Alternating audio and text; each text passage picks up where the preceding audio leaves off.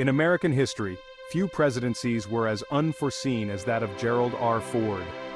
Thrust into the role by a series of unprecedented events, Ford assumed the highest office during a period of national turmoil. The year was 1974. The shadow of Watergate loomed large, and the nation found itself grappling with a crisis of confidence. Yet, from the ashes of scandal and disillusionment, Ford sought to heal a divided nation. Ford's journey to the presidency was anything but conventional. He was a man of deep Midwestern roots, known for his integrity and unwavering commitment to public service. He was a steady hand at the helm, guiding the ship of state through turbulent waters. Ford understood the gravity of the situation.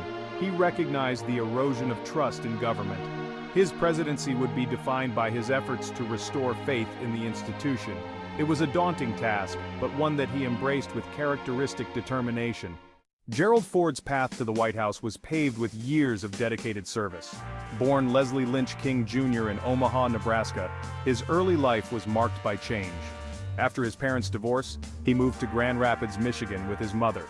He was adopted by his stepfather and took on the name Gerald Rudolph Ford. Young Gerald excelled in academics and athletics. He was a star football player at the University of Michigan. Ford enlisted in the Navy, serving with distinction in the Pacific Theater. He then returned to Grand Rapids, where he practiced law and entered politics. In 1948, he was elected to the U.S. House of Representatives. He earned a reputation for honesty, hard work, and fairness. The year 1973 brought about a seismic shift in American politics. The Watergate scandal, which had begun with a break-in at the Democratic National Committee headquarters, was unraveling. President Richard Nixon faced impeachment charges. The nation was captivated by the unfolding drama.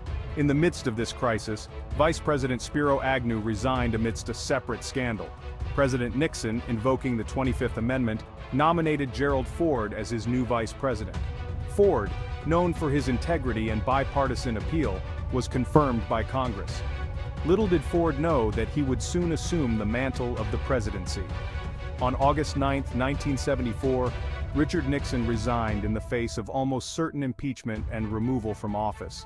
Gerald Ford was sworn in as the 38th President of the United States. He inherited a nation deeply divided and disillusioned by the events of Watergate. Gerald Ford's presidency was thrust upon him in the most extraordinary of circumstances.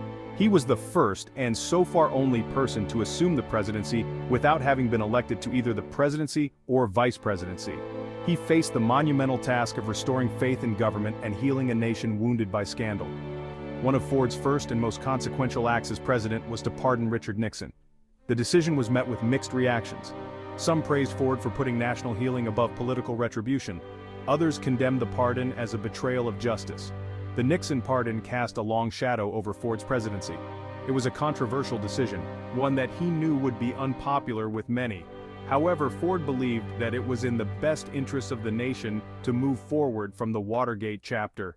Beyond the shadow of Watergate, Ford grappled with a myriad of challenges.